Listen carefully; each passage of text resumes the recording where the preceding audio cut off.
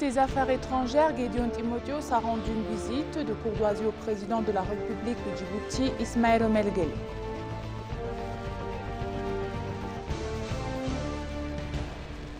Le directeur du service de renseignement et de sécurité, Redouane Hussein, a dévoilé que de solides institutions de sécurité ont été construites.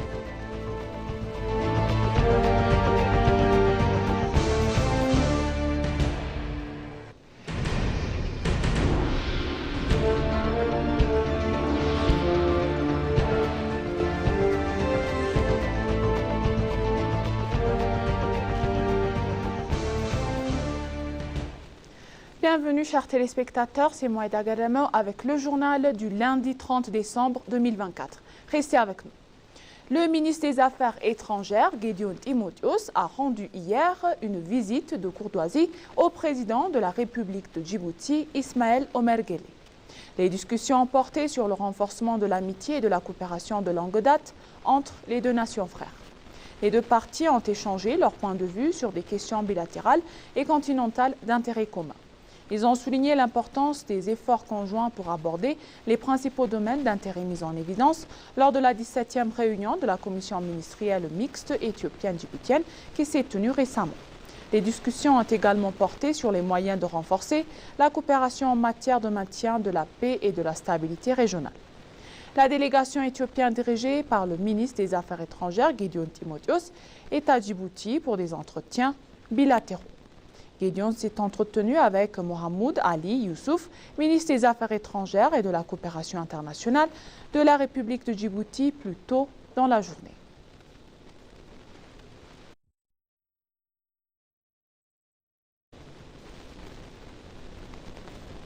Le ministre des Affaires étrangères, Gédéon Timotheos, s'est entretenu avec Mohamed Ali Youssouf, ministre des Affaires étrangères et de la coopération internationale de la République de Djibouti.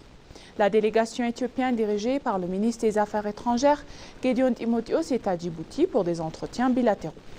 Au cours de la discussion, Gédéon a souligné que les liens de longue date entre les deux nations frères servent de modèle pour favoriser la coopération régionale.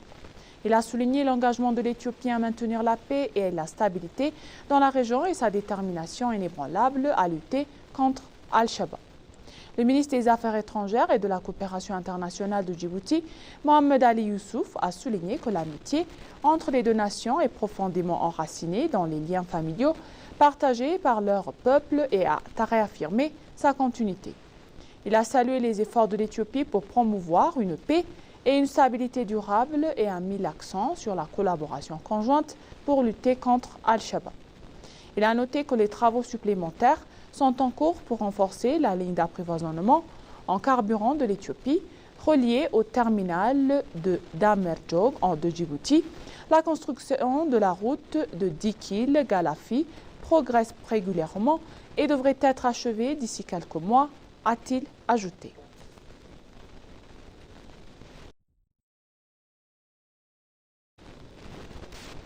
Le directeur du service national de renseignement de sécurité, Redouane Hussein, a dévoilé que de solides institutions de sécurité ont été construites pour protéger la paix du pays et de la population. Le directeur général a exprimé que les discussions du gouvernement avec les groupes armés pour résoudre pacifiquement les conflits dans différentes parties du pays ont été fructueuses. Mentionnant qu'ils ont entamé des pourparlers de paix avec des militants opérant dans les régions d'Oromia et d'Amara, il a noté que des efforts portaient leurs fruits. Il a rappelé que la commission de justice transitionnelle et consultative nationale ont été mises en place pour assurer une paix et un développement durable dans le pays. Redouane a souligné que de solides institutions de sécurité et de sûreté respectueuses de la loi ont été mises en place parce que la paix ne vient pas uniquement du contentement. Ils ont noté que l'Éthiopie suit une option pacifique mûre pour protéger ses intérêts nationaux dans la région.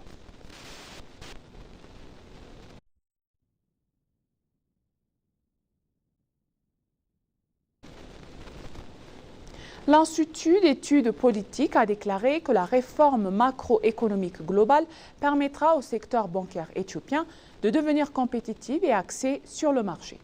Depuis le juillet 2024, l'Éthiopie s'est lancée dans la mise en œuvre d'un programme global de réforme macroéconomique en améliorant le secteur financier pour le rendre inclusif et compétitif. La réforme macroéconomique vise à remédier aux distorsions de change et à résoudre les déséquilibres de longue date des paiements extérieurs, à freiner l'inflation grâce à des cadres de politique monétaire modernes, à atténuer les vulnérabilités de la dette, à stimuler le revenu intérieur et à accélérer le développement économique durable du pays. En outre, en améliorant l'inclusivité, la compétitivité ainsi que la santé de la résilience du secteur financier, l'Éthiopie vise à favoriser un système économique robuste, inclusif et durable. Le coordinateur du département de politique macroéconomique de l'Institut d'études politiques, Tawalda Girma, a noté à l'ENA que la réforme macroéconomique en cours présente des avantages multiformes et il a en outre souligné que cela améliorera considérablement la compétitivité du secteur bancaire et la croissance économique nationale durable du pays. Tawalda a ajouté que les réformes macroéconomiques favoriseront un secteur financier inclusif, compétitif et robuste.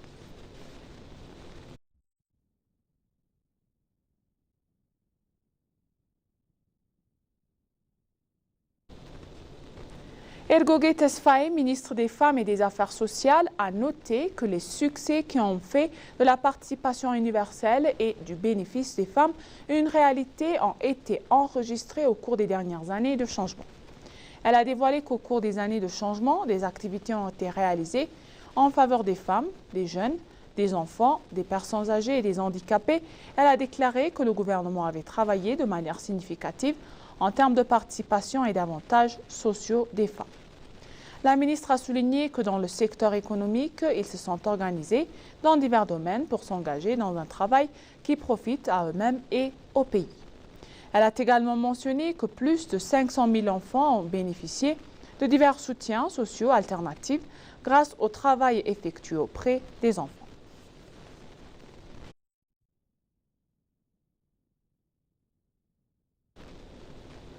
Mamou Meratou, gouverneur de la Banque nationale, a noté que la réforme macroéconomique complète avait apporté un changement fondamental et un succès concret à l'économie.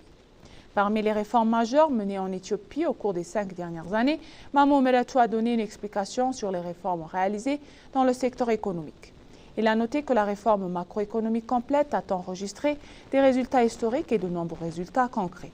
Il a mentionné que la réforme de la gestion d'échange a apporté un changement fondamental dans l'économie et a déclaré que les efforts plus ajoutés, l'inflation et le coût de la vie, selon les besoins, se poursuivraient. Il a ajouté que cela a fondamentalement atténué la manque de devises étrangères qui posait constamment un défi à l'Éthiopie et a augmenté les réserves de devises étrangères de plus de 200%. Finalement, il a déclaré que l'augmentation des recettes en devises joue un rôle important dans la création d'un environnement favorable du commerce et à l'investissement en augmentant la productivité et en garantissant la continuité de l'économie éthiopienne.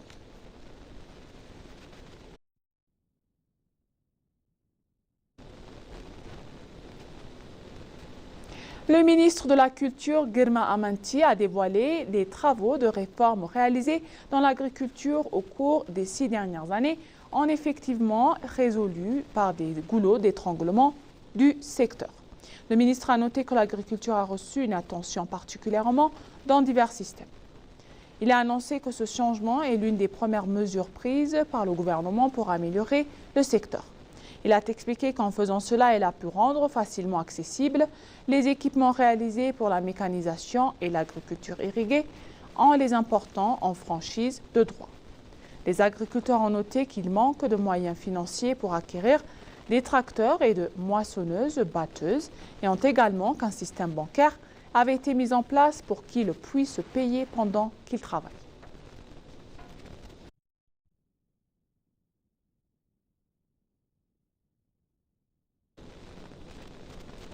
Et pour conclure le journal, donc, le ministre d'État de la Santé, Dr Daraja Dougouma, a déclaré que le gouvernement a réalisé de nombreux progrès en prêtant attention au secteur de la santé au cours des dernières années de changement.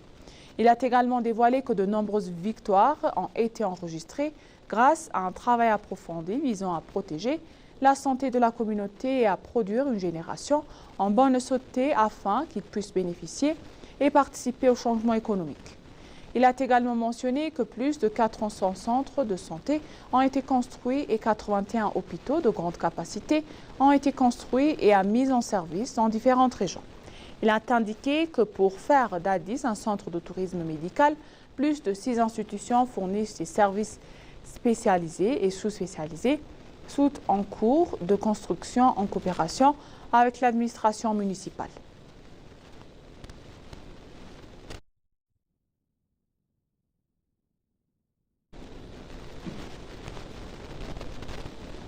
Et maintenant, chers téléspectateurs, je vous rappelle les titres principaux. Le ministre des Affaires étrangères Gédion Timotheos a reçu une visite de courtoisie au président de la République de Somalie de Djibouti, Ismaïl Omar Guelleh.